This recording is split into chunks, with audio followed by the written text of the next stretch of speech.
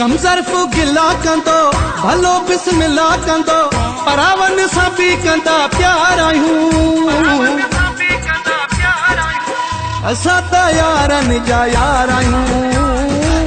असां त यारनि जा यार आहियूं असां त यारनि जा यार आहियूं असां त यारनि जा यार आहियूं हिकु यार खयूं हिकु प्यार खयूं जेको जीव चवे जान सार कयूं न धार थियूं न धार कयूं कॾहिं मोहबत खे न वापार कयूं वहवार ॾियूं वहवार कयूं आए जी इज़त बार बार कयूं सौ वार कयूं लख वार कयूं ओड़े पाड़े असां न आज़ार कयूं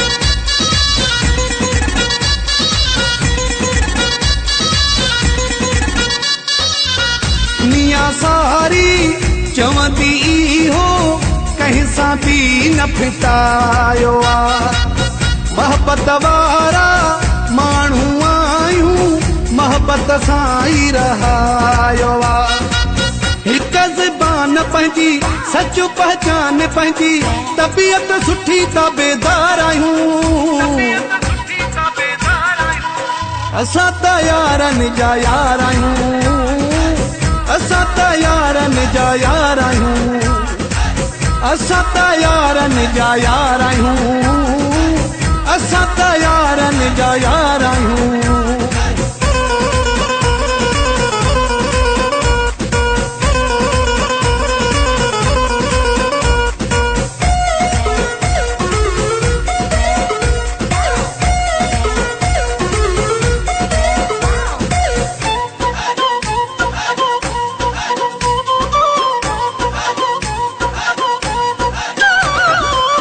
सारी हयाती कसु खाधी से संगत सां न फिटायो माण्हुनि बंगेला गाॾियूं ठाहिया हूं पर मान कमायो कंहिं सां न धोखा कया शेरनि जा सौदा कया सहंदा न कंहिंजी मयार आहियूं असां त यारनि जा यार आहियूं असां त यारनि जा यार आहियूं असां त यारनि जा यार आहियूं असां त यारनि जा यार आहियूं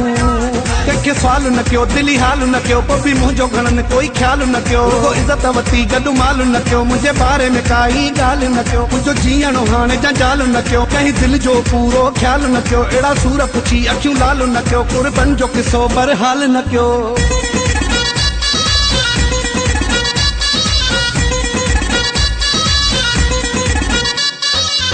शम्स महर खे कहीं न सुञातो दिल जो सूर वा दिले में ही त ॻाल्हि हर को मञींदो कंडा हूंदा हिन गुल में ऐं बन भरिया आहियूं सादा ऐं चरिया आहियूं एॾा बि न गुनहगार आहियूं असां त यारनि जा यार आहियूं असां त यारनि जा यार आहियूं असां त यारनि जा यार आहियूं असां त यारनि जा यार आहियूं असां त यारनि जा यार आहियूं असां त यारनि जा यार आहियूं